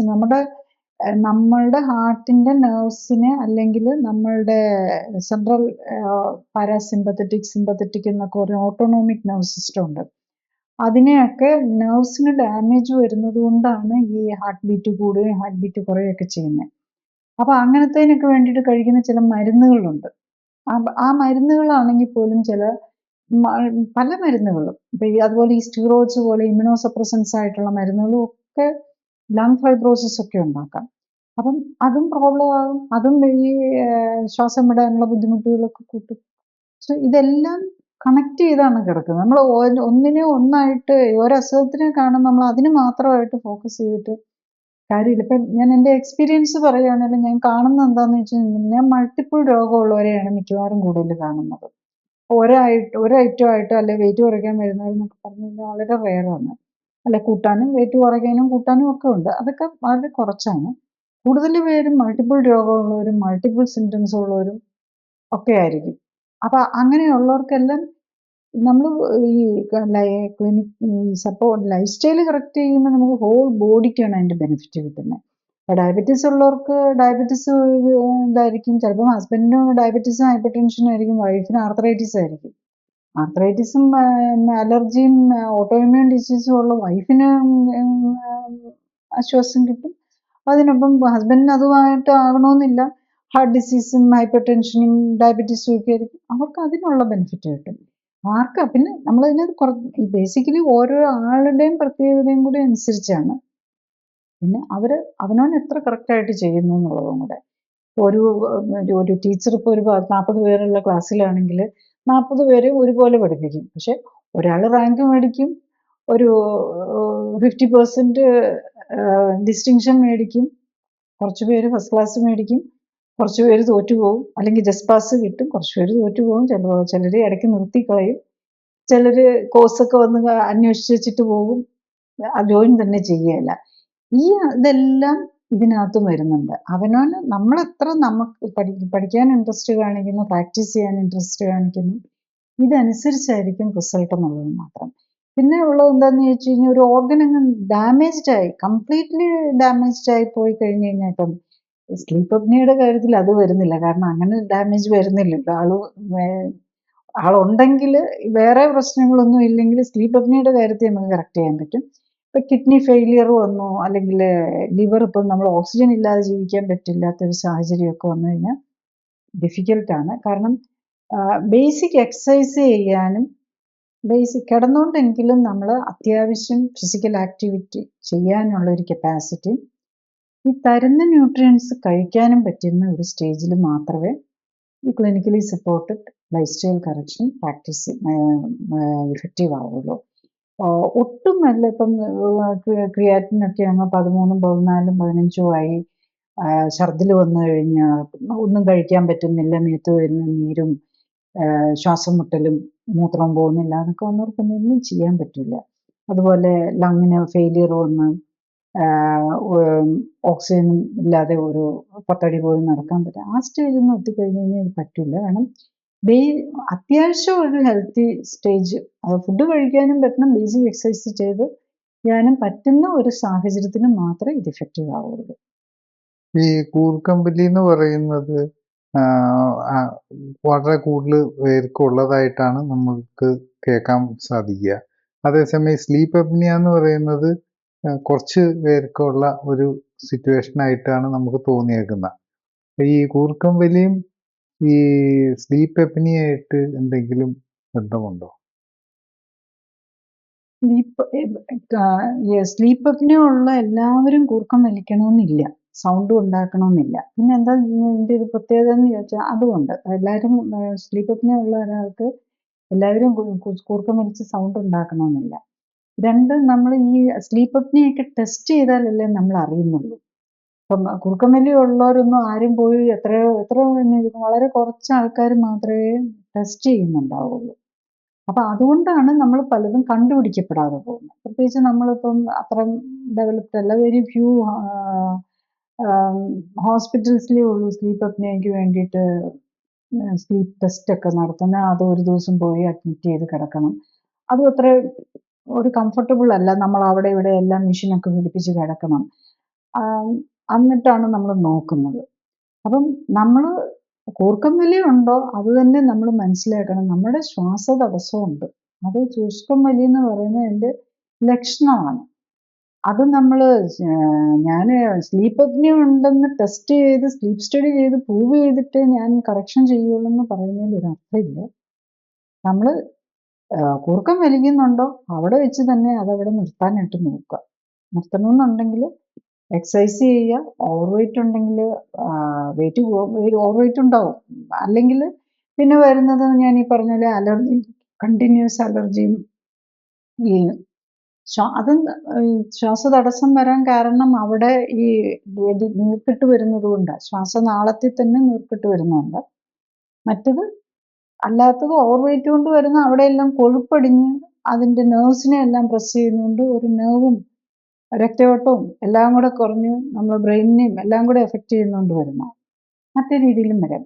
ഏതായാലും ഇതൊക്കെ അസുഖങ്ങളാണ്. അപ്പം അത് അലർജിക്കാണെങ്കിൽ കാരണം അത് എന്തിനോടാണ് നമുക്ക് അലർജി എന്ന് കണ്ടുപിടിച്ച് അതിനെ എക്സ്ക്ലൂഡ് ചെയ്യാനും നമ്മുടെ ഇമ്മ്യൂൺ സിസ്റ്റത്തെ കറക്റ്റ് ചെയ്യാനും ടോക്സിൻസ് ഒഴിവാക്കി അങ്ങനെ വേണം പോകാൻ. അതിലാണെങ്കിൽ നമ്മൾ കൂടുതലായിട്ട് അലർജി കമ്പോണൻസിനെ കണ്ടുപിടിക്കാനാണ് നോക്കുന്നത്. അതിന് ടെസ്റ്റുകൾ വഴി നമുക്ക് കുറേ കണ്ടുപിടിക്കാൻ പറ്റും.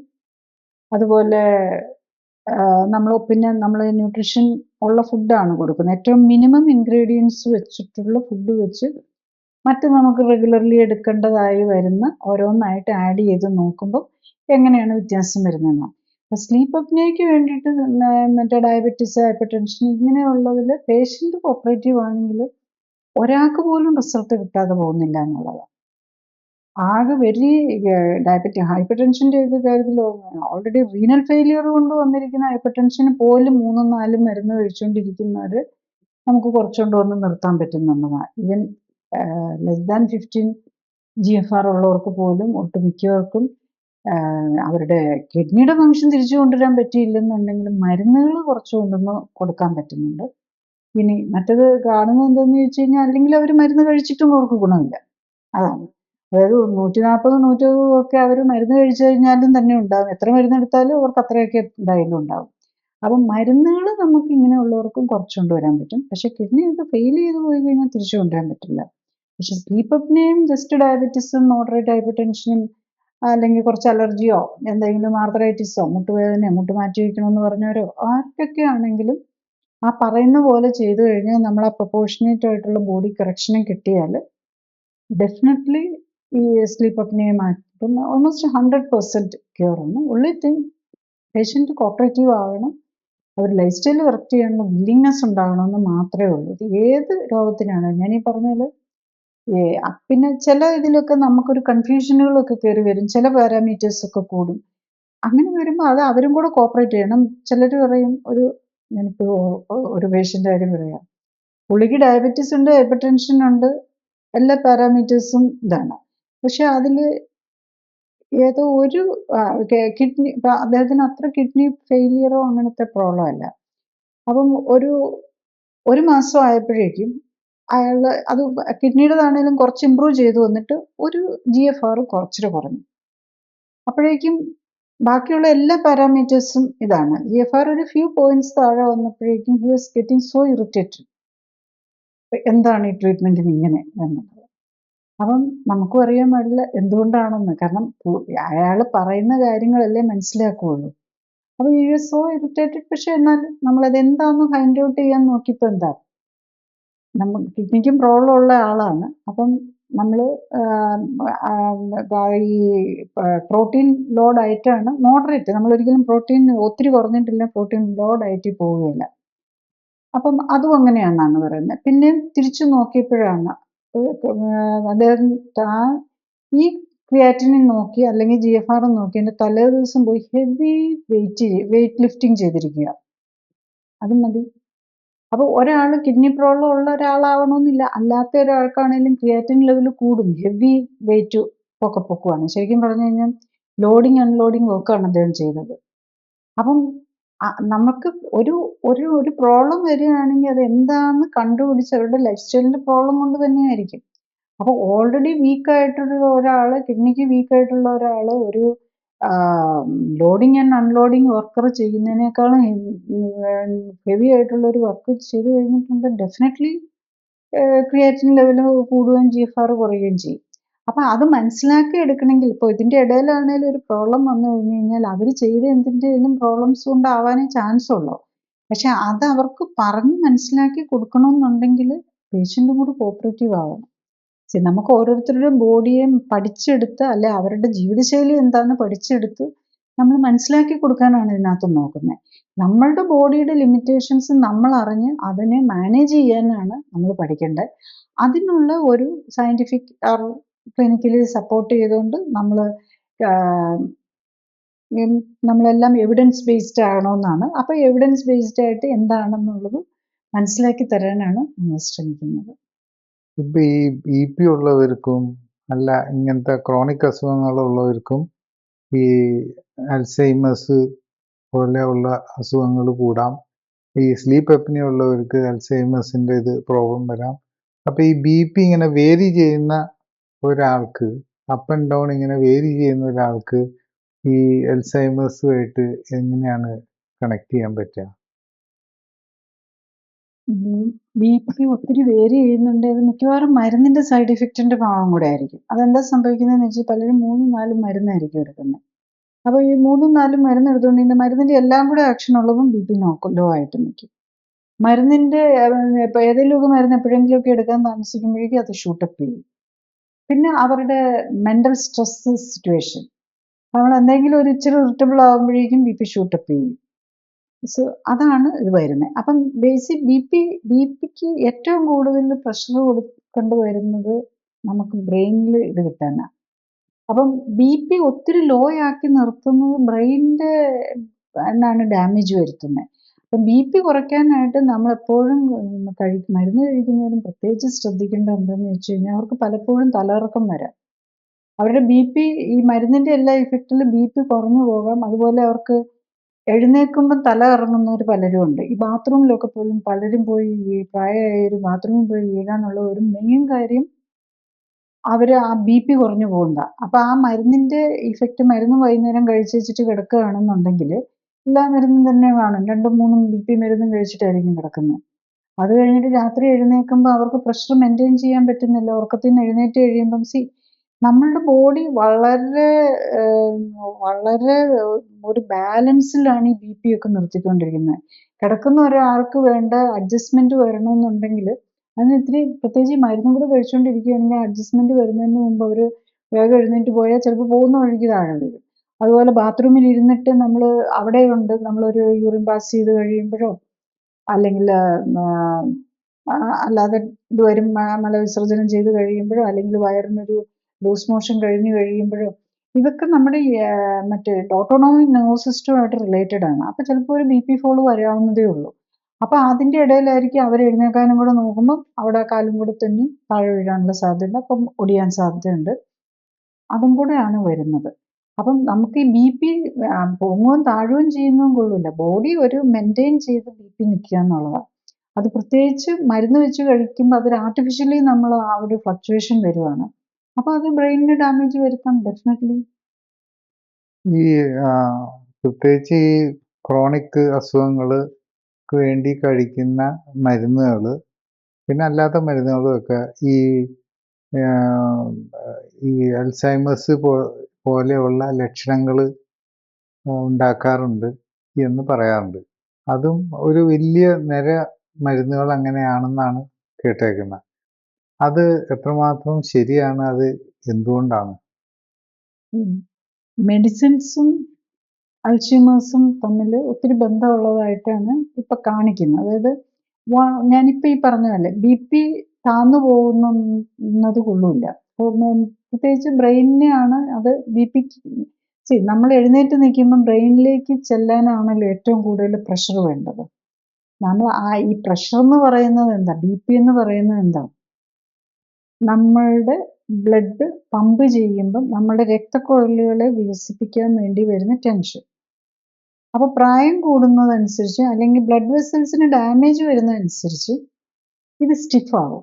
പ്രത്യേകിച്ച് ഈ കൊളസ്ട്രോൾ അടിഞ്ഞ് അല്ലെങ്കിൽ അതിൻ്റെ കൂടെ നീർക്കെട്ടും കൂടെ വന്ന് കാൽസ്യം അടിഞ്ഞ് അതുപോലെ ഈ കൊളസ്ട്രോളല്ല ഈ കൊഴുപ്പടിഞ്ഞ് രക്തക്കുഴലുകൾ അതിനകത്ത് മുഴുവനും ഇത് വരുമ്പോൾ അതിൻ്റെ ആ വ്യാസം കുറഞ്ഞു വരും. അപ്പം മോർ പ്രഷർ വേണ്ടി വരും.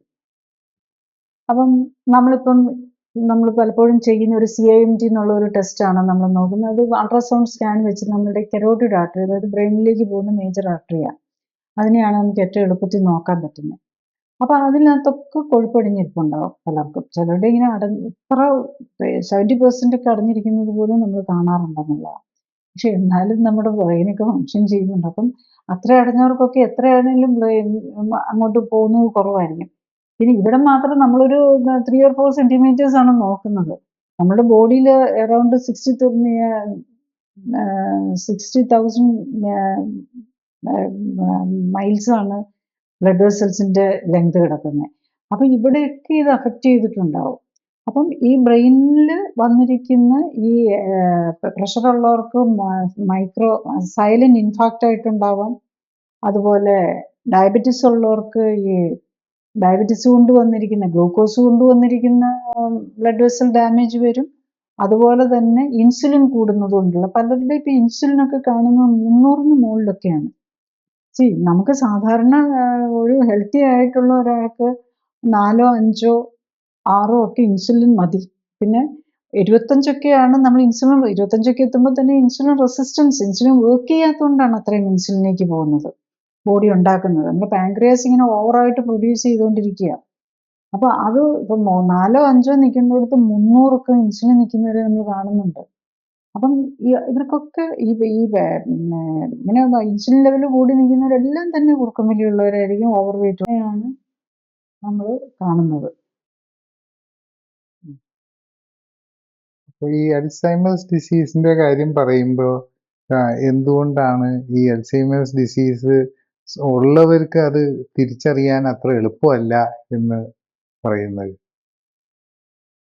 അൽസൈമേഴ്സ് ഡിസീസ് നമ്മൾ ബ്രെയിനിനെ ബാധിക്കുന്ന രോഗമാണല്ലോ. അപ്പോൾ ഈ ബ്രെയിനിനെ ബാധിക്കുന്ന രോഗം എന്ന് പറഞ്ഞു കഴിയുമ്പം നമ്മുടെ തിരിച്ചറിവ് അവിടെയാണല്ലോ. നമ്മുടെ കോൺഷ്യസ്നെസ്, നമ്മളെ തന്നെ അസസ് ചെയ്യുന്നത് നമ്മുടെ ബ്രെയിൻ വെച്ചാണല്ലോ. ബ്രെയിനിന്റെ ആക്ടിവിറ്റി കൊണ്ടാണ് നമുക്ക് എന്താണെന്ന് അറിയുന്നത്. ഫൈനലി നമ്മൾ അൽസൈമേഴ്സ് ഡിസീസിൽ നമ്മൾ എവിടെയാണ്, നമ്മൾ പേരെന്താന്ന് വരെ മറന്നു പോകുന്ന ഒരു സാഹചര്യമാണല്ലോ അൽസൈമേഴ്സ് ഡിസീസ് എന്ന് പറയുമ്പോൾ.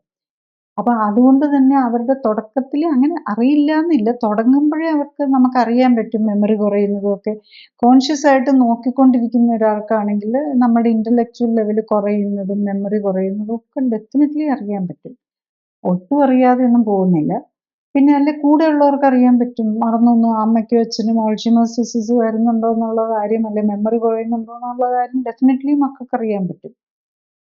അപ്പം അത് നമ്മൾ നമ്മുടെ ബോഡിയെ നമ്മളെ തന്നെ നമ്മൾ കെയർ കൊടുക്കാത്തതുകൊണ്ടാണ് അറിയാതെ പോകുന്നത്. അല്ലെങ്കിൽ കൂടെ ഉള്ളവർക്ക് അറിയാൻ പറ്റണം. ഈവൻ കൂടെ വർക്ക് ചെയ്യുന്നവർക്ക് അറിയാൻ പറ്റുമല്ലോ. ഇപ്പം നമ്മളൊരു ജോലിക്ക് വർക്ക് ചെയ്യുന്ന ഒരാളാണെങ്കിൽ ഡെഫിനറ്റ്ലി ജോലിക്ക് അവിടെ പ്രശ്നങ്ങൾ ഉണ്ടാകും അതിന് മുമ്പ് തന്നെ. അല്ലെങ്കിൽ മെമ്മറി കുറയുന്നുണ്ട്. മെമ്മറി കുറയുന്ന ഒരാൾക്ക് എങ്ങനെ പ്രൊഡക്റ്റീവായിട്ട് വർക്ക് ചെയ്യാൻ പറ്റും? ഡെഫിനറ്റ്ലി അവിടെ അറിയുന്നുണ്ടാകും. പക്ഷെ ടോപ്പ് മോളിലിരിക്കുന്ന ആളാണെങ്കിൽ അവരോട് പറയാൻ ചിലപ്പോൾ ജൂനിയേഴ്സിന് പറയാൻ പറ്റിയില്ല എന്നിരിക്കും. പക്ഷെ അവർക്ക് അവരുടെ സുപ്പീരിയേഴ്സിന് അവർ തിരിച്ചറിയാൻ പറ്റണം. പറ്റുന്നില്ലെങ്കിൽ നമ്മളുടെ ഒരു കാര്യം നമുക്ക് മനസ്സിലാക്കണം. നമ്മൾ ഹൈ പൊസിഷനിൽ ഇരിക്കുന്ന ആൾക്ക് പ്രത്യേകിച്ച് അവർ വെരി കെയർഫുൾ ആവണം. കാരണം ഹൈ പൊസിഷനുകളിൽ നമ്മളുടെ ഗവൺമെന്റ് ലെവലിലൊക്കെ ഇരിക്കുന്നവർ, അവരുടെ ഇന്റലിജൻസും അവരുടെ ഇതും ഒത്തിരി പേരെ അഫക്റ്റ് ചെയ്യുന്നതാണ്. അപ്പം ഡെഫിനറ്റ്ലി അത് ഉണ്ടെങ്കിൽ അവർ ആ പൊസിഷനിൽ നിന്ന് മാറേണ്ടത് നമ്മളുടെ സൊസൈറ്റിയുടെ തന്നെ ആവശ്യമാണ്. പക്ഷെ പലപ്പോഴും ജൂനിയർ ആയിട്ടുള്ളവർക്ക് അത് പറഞ്ഞു കൊടുക്കാൻ പറ്റില്ല. സീനിയർ ആയിട്ടുള്ളവരത് നോക്കണം. ഈവൻ ശരിക്കും പറഞ്ഞു കഴിഞ്ഞാൽ ഇപ്പം അതൊക്കെ വളരെ അത്ര കറക്റ്റ് അല്ലാതെ പോകുന്ന കുറേ ഫീൽഡാണ് നമ്മളുടെ ഇന്ത്യൻ സിസ്റ്റത്തിൽ. ഒത്തിരി കറക്ഷൻസ് വേണ്ട കാര്യങ്ങളുണ്ട്. പലപ്പോഴും വളരെ ഇമ്പോർട്ടൻറ്റ് പൊസിഷനിൽ ഇരിക്കുന്നവർക്ക് മെമ്മറിയും ഒക്കെ കുറവുണ്ടെന്നുണ്ടെങ്കിൽ അത് ഡെഫിനറ്റ്ലി അവരെ മാത്രമല്ല, ഒരു അവരുടെ നമ്മളെ ഒത്തിരി പൊതുജനങ്ങളെ ഒത്തിരി എഫക്റ്റ് ചെയ്യുന്ന ഒരു കാര്യമാണ്. അതുകൊണ്ട് അത് അസസ് ചെയ്യാനും ഓരോരുത്തരുടെ കോഗ്നിറ്റീവ് സിസ്റ്റം, പ്രത്യേകിച്ച് ഹയർ പൊസിഷനിലും അല്ലെങ്കിൽ ഓരോ മുകളിലേക്കുള്ള പ്രൊമോഷൻസും ഒക്കെ വരുമ്പം അവരുടെ ഹെൽത്ത് അസസ് ചെയ്യാനും ഒക്കെ ഉള്ള സിസ്റ്റംസ് വരേണ്ടതാണ്. അത് ഒരു സൊസൈറ്റിയുടെ വളർച്ചയ്ക്കും ഏറ്റവും അത്യാവശ്യമുള്ള ഒരു കാര്യമാണ്. ഈ സ്ലീപ്പ് അപ്നിയ ഈ അൽസൈമേഴ്സിന്റെ ഒക്കെ കാര്യത്തിൽ പറയുന്നത് കേട്ടിട്ടുണ്ട്. അത് ഒരു ഫാമിലി സപ്പോർട്ട് അങ്ങനത്തെ കാര്യങ്ങളൊക്കെ വളരെ ഇമ്പോർട്ടൻ്റ് ആണ്. ഈ ഫാമിലി സപ്പോർട്ട് ശരിക്കും ഏത് രീതിയിലാണ് ഉദ്ദേശിക്കുന്നത്? സ്ലീപ്പ് അപ്നിയ ഉള്ളപ്പോൾ ഒരാൾക്ക് അവന് കൂടെ ഇരിക്കുന്ന ആൾക്കാണ് ഏറ്റവും തിരിച്ചറിയാൻ പറ്റുന്നത്. അത് നേരത്തെ പറഞ്ഞ മെമ്മറി കുറയുന്നത് അവനവൻ അറിഞ്ഞില്ലെങ്കിലും കൂടെ ഉള്ളവർക്കറിയാം. സ്ലീപ്പ് അപ്നിയയുടെ കാര്യത്തിൽ അവനവൻ അറിയണമെന്നില്ല. അവനവന് ക്ഷീണമായിരിക്കും വരുന്നത്. യൂഷ്വലി ഉറക്കം തൂങ്ങിയിരിക്കുന്ന പോലെ. അങ്ങനെ ഉണ്ടെങ്കിൽ ഡെഫിനറ്റ്ലി അവരൊരു സ്ലീപ്പ് സ്റ്റഡി നടത്തും. ഈവൻ നമുക്കിപ്പോൾ എല്ലാവർക്കും ക്യാമറ ഉണ്ടല്ലോ.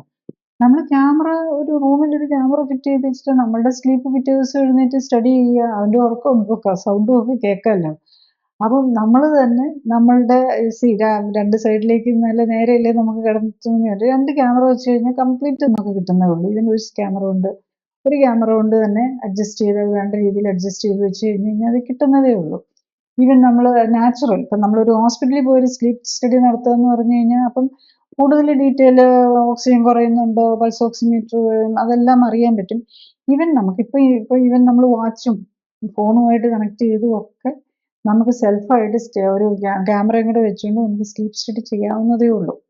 അപ്പം അത് വെച്ച് നമ്മൾ കണ്ടുപിടിച്ച് നമ്മളുടെ പ്രോബ്ലംസ് എന്താണെന്ന് നോക്കി അത് സോൾവ് ചെയ്യാൻ നോക്കുക എന്നുള്ളതാണ്. പിന്നെ ഒരു കാര്യം ഓർക്കണം, നമ്മൾ മരുന്നോ ഓപ്പറേഷനോ വെച്ചൊന്നും ഇതൊന്നും സോൾവ് ചെയ്യാൻ പറ്റില്ല. പിന്നെ ഡെഫിനറ്റ്ലി ഇമ്മീഡിയറ്റ് സൊല്യൂഷനായിട്ട് നമുക്ക് കൂടുതൽ ഇതുണ്ടെന്നുണ്ടെങ്കിൽ ഈ CPAP ഒക്കെ വെച്ച് അതുകൊണ്ട് പിന്നെ പ്രത്യേകിച്ച് സൈഡ് എഫക്റ്റ് ഒന്നും വരുന്നില്ല.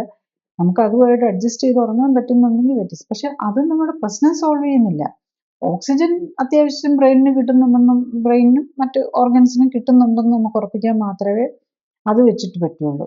ഇപ്പം ഞാൻ നേരത്തെ പറഞ്ഞതിൽ പലപ്പോഴും സ്ലീപ്പ് അപ്നിയ വരുന്നവരുടെ കാലൊക്കെ പോലും ഇങ്ങനെ കറുത്തു വരുന്ന ഒരു സാഹചര്യമുണ്ട്. വളരെ ശ്രദ്ധിക്കുക. അവനവൻ്റെ കാലിലും അങ്ങനെയൊക്കെ ഉള്ളിടത്തൊക്കെ ഡ്രൈ ആവുമോ, അതുപോലെ ഈ കറുത്തു വരുമോ ഒക്കെ ചെയ്യുന്നുണ്ടെങ്കിൽ നമുക്ക് അവിടെയൊക്കെ ഓക്സിജൻ വേണ്ടത്ര കിട്ടുന്നില്ല എന്നുള്ളതാണ്. ഒന്നെങ്കിൽ രക്തക്കൊഴലുകൾ താഴേക്കുള്ള രക്തക്കൊഴലുകളിൽ വന്നിരിക്കുന്ന അത്രോസ്ക്ലീറോസിസ്, ഇപ്പോൾ ഹാർട്ടിൽ ബ്ലോക്ക് വരുന്നത് പോലെ താഴേക്കുള്ള രക്തക്കൊഴലുകളിൽ വരാം, കയ്യിലേക്കുള്ള രക്തക്കൊഴലുകളിൽ വരാം. അതുകൊണ്ട് വരുന്നതായിരിക്കും. അപ്പം ഇതിൽ ഇതുപോലെ തന്നെ നമ്മുടെ ബ്രെയിനിലേക്കുള്ളതും വരുന്നുണ്ട്. നമ്മളത് കാണാൻ പറ്റില്ല, ബ്രെയിനിനകത്തിരിക്കുന്നത് കാണാൻ പറ്റില്ല. പിന്നെ നമുക്ക് കാണാം ഈ കഷണ്ടിയൊക്കെ വരുന്നതും ഇതുപോലെയുള്ള മുടി കൊഴിച്ചിൽ വരുന്നതും ഒക്കെ അങ്ങോട്ടുള്ള ബ്ലഡ് സർക്കുലേഷന് കുറവ് വരുന്നത് കൊണ്ടും പിന്നെ ഹോർമോണൽ ചേഞ്ചസ് കൊണ്ടും കൂടെയാണ്.